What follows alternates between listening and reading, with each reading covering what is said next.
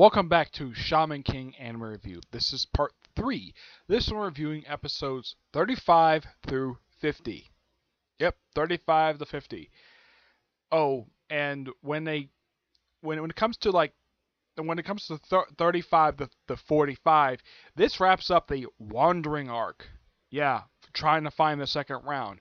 So after 21 episodes of this, they finally find the village they're looking for. Yeah, after doing a lot of their stuff. Okay, let's start with episode 35. It's all about vampires and thinking the shaman's vampire, even there really isn't. And then more stuff with the X laws. Yep. Well, actually, yeah, 35, 36, which is a two-parter. We'll also deal with the X laws.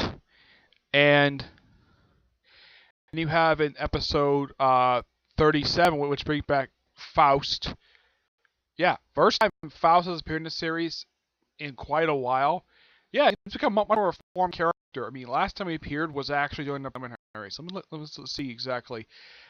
Back in episode 16. So at this point, when he finally returned in the series, it had been a good 20 episodes since he last appeared. Though they do make references to his debut appearance, which is fine and all. Yep. They did make references to appearance, and he sticks around with them. He trains under Anna, and she brings back his dead wife. Yep.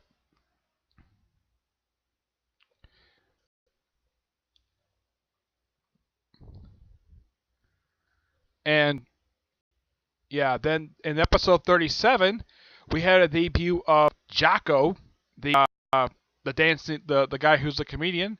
Some of his jokes are actually pretty funny, even though that the show they think his jokes are terrible. Yeah, and he really wants to join the group, and that's simply put what the episode is, just him trying to join the group.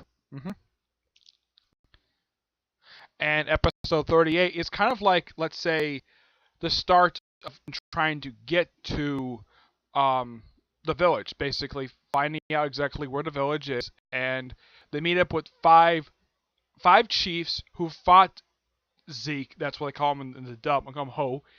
They fought him in 500 years back, and this woman basically kept their marriage. I do remember this in the manga. This is actually definitely a chapter for the manga, and the woman's name is let's see.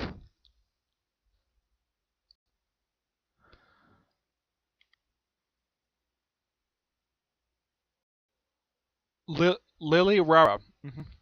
Yeah, the Lily Five continue to pop up, but here's kind of the thing. I think it's like after like episode 40, they don't do very much except make a quick cameo. Yeah, after like I think it's like episode by the time they finally show up in the actual village, they stop appearing. They haven't appeared in like a little while. So there's that. Yeah. So they meet with Lily Five, and of course during these episodes they meet Jean. Iron Man Jean, which I should point out though is also voiced by Veronica Taylor. So Tomo is not the only woman in this series voiced by Veronica Taylor. She's got two characters, both cute little girls, obviously. Yep, the one is 11.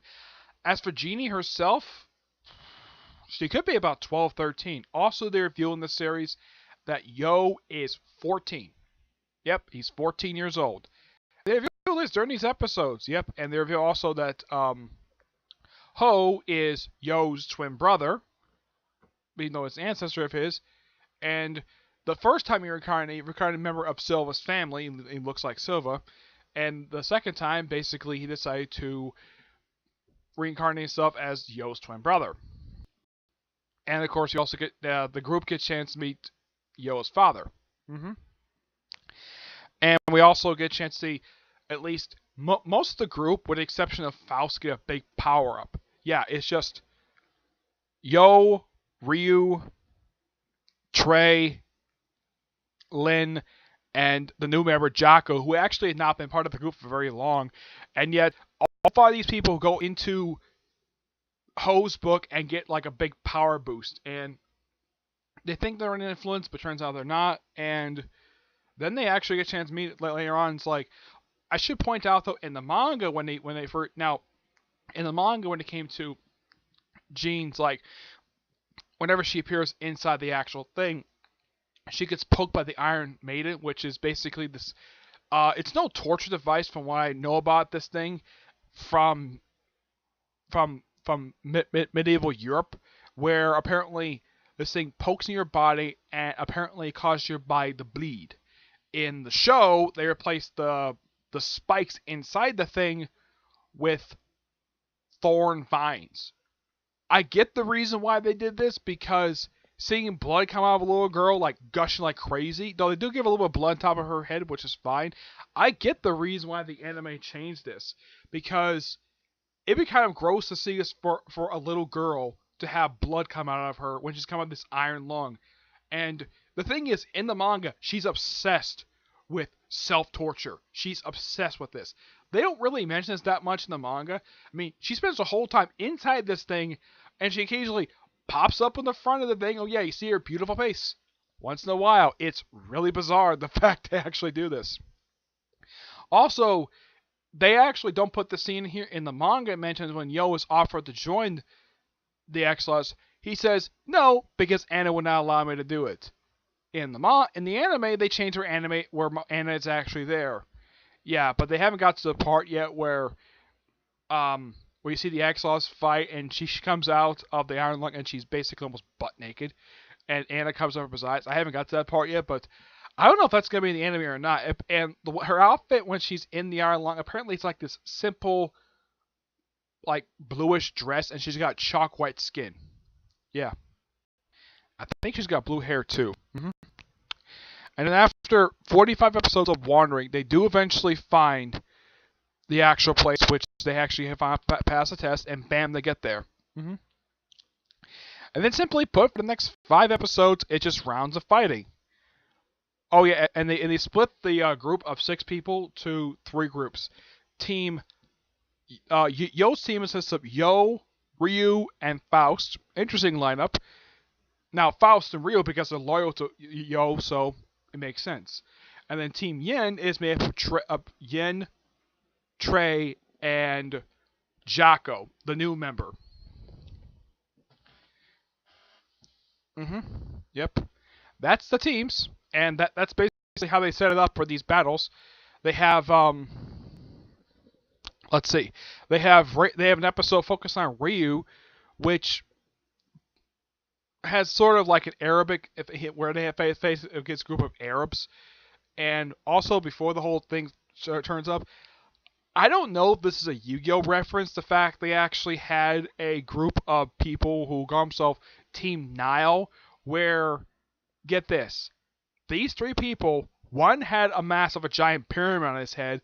One looks like he had the mask of King Tut, and the other one simply put had like a jackal's mask on his head. It's like really this group was heavily inspired by ancient Egypt, and I don't know if this is a slight nod to Yu-Gi-Oh with this thing because 4Kids did dub Yu-Gi-Oh, the original show anyways. They pretty much. Yep. There's that. There's the episode 48 when Trey's sister pops up back in the series. Yeah, first time in quite a while. The last time people saw her was actually prior to them leaving. So it was over 20 episodes. So good time for her to return. Yep. Let's see. 46. Let's see. 46 is Team Lynn's fight, and if he his team faces off against his cousins, which he wins by himself without even lifting a finger. And it's Ryu fight, then it's Trey's team, which faces off against Team Doom. They do win this fight. It's a pretty interesting fight. There's one where they fight against, and then the next episode we have Team Akira, that they basically use Yo's last name as their team name, and they face off against Team Spartacus, and it's basically a husband and wife and son team, which is interesting.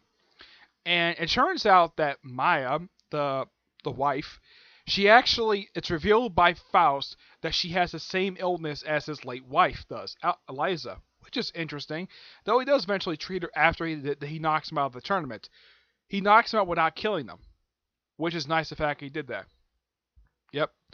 And then we have episode in the 50th episode of the series is Team Yo face off against a priest, a little girl priest and her team in a way.